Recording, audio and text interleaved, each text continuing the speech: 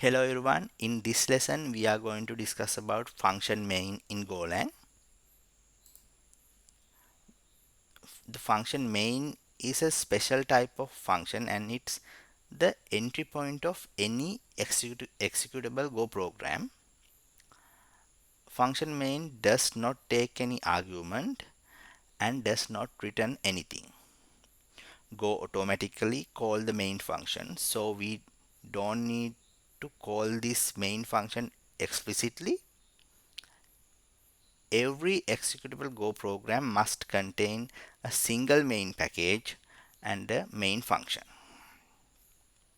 In this example, this is the Hello World program we wrote couple of lessons back. It's in a main package and it has main function.